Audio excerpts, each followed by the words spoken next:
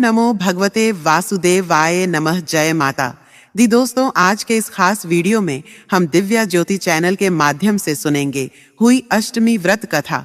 तो जो भी इस व्रत कथा को सुन उसकी समस्त मनोकामनाएं पूर्ण हो और मां हुई की कृपा से उसे पुत्र की प्राप्ति हो। चलिए देर न करते हुए वीडियो को लाइक और चैनल को सब्सक्राइब करते हुए कमेंट बॉक्स में लिख दें, जय हुई माता की आई श्रवण करते हैं। इस कथा को उससे पहले बता दे कि यह व्रत कब रखा जाएगा।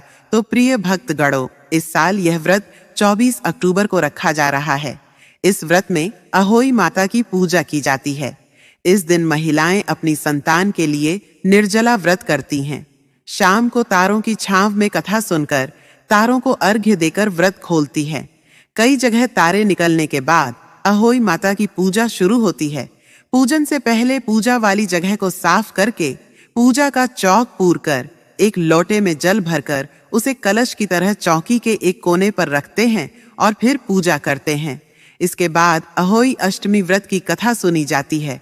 कथा पढ़ने के बाद आखिर में प्रार्थना करनी चाहिए कि जैसे माता ने उसकी संतान की रक्षा की वैसे सभी की रक्षा करें। आप सभी को अहोई अष्टमी की ढेर सारी शुभकामनाएं।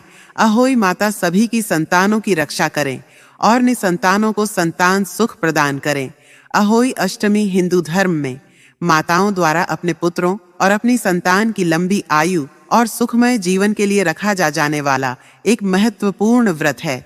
और यह व्रत विशेष रूप से उत्तर भारत में मनाया जाता है, जहां माताएं अहोई माता की पूजा करके निर्जला उपवास रखती हैं और कार्तिक मास के कृष्ण पक्ष की अष्टमी तिथि को यह व्रत रखा जाता है।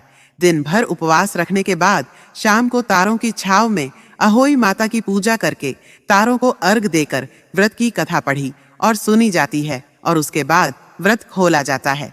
तो आइए आज हम सभी इस शुभ अवसर पर अहोई माता की कथा का श्रवण करते हैं। आप सभी अपनी अपनी संतान की सुख समृद्धि, उनके उज्जवल भविष्य और उनकी दीर्घायु की कामना के लिए कमेंट बॉक्स में अहोई माता की जय जरूर लिख दीजिएगा। अहोई माता की कथा सुनते समय अपने हाथ में गेहूं या अक्षत के साथ दाने रखकर सच्चे मन से कथा श्रवण कर इन दानों को जल के लोटे में डालकर इन्हीं सितारों को अर्घ दिया जाता है। पौराणिक कथा अनुसार प्राचीन काल में एक साहूकार था जिसके 7 बेटे और 7 बहुएं थीं।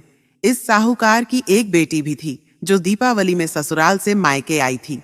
दीपावली पर घर को लीपने के लिए 7 बहुएं मिट्टी लाने जंगल में गई तो ननद भी उनके साथ चली गई। दीपावली से पहले कार्तिक बदी अष्टमी को 7 बहुएं अपनी इकलौती नंद के साथ जंगल में मिट्टी लेने गई। जहां से वे मिट्टी खोद रही थी वहीं पर स्याऊ सेहे की मांद थी।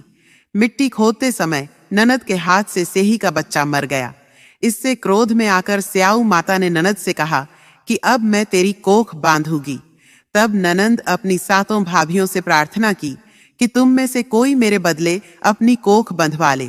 सभी भाभियों ने अपनी कोख बंधवाने से मान कर दिया, लेकिन छोटी भाभी सोचने लगी, अगर मैं कोख न बंधाऊंगी तो सासू जी नाराज होंगी।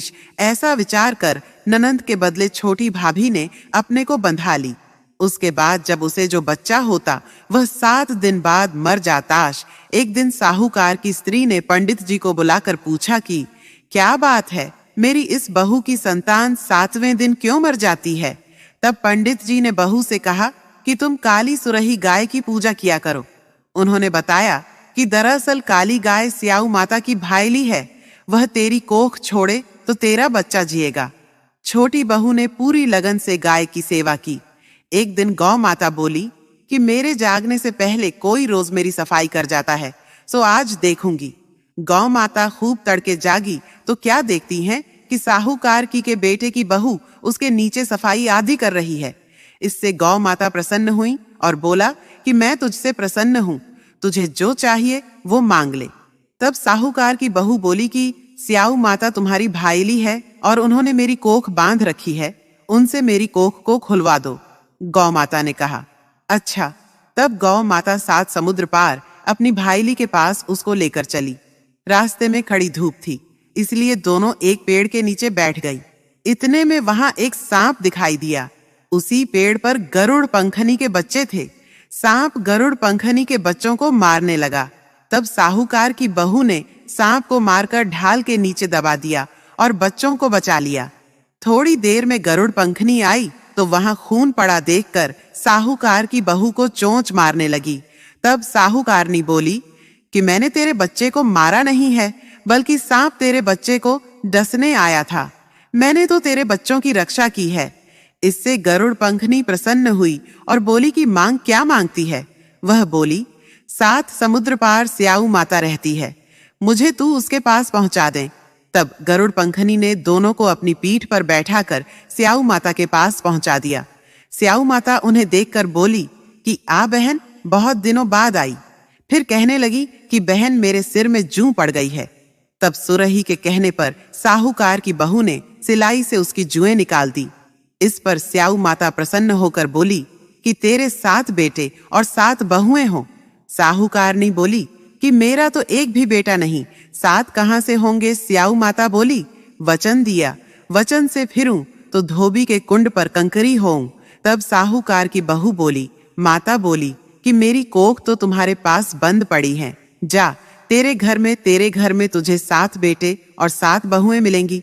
तू जाकर उजमान करना, 7 अहोई बनाकर 7 कढ़ाई करना।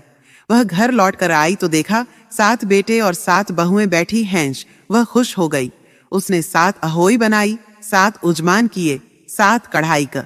दिवाली के दिन जेठानियां आपस में कहने लगी कि जल्दी जल्दी पूजा कर लो, कहीं छोटी बहू बच्चों को याद करके रोने न लगे। काफी देर तक रोने की आवाज नहीं आई तो जेठानी ने बच्चों को भेजा।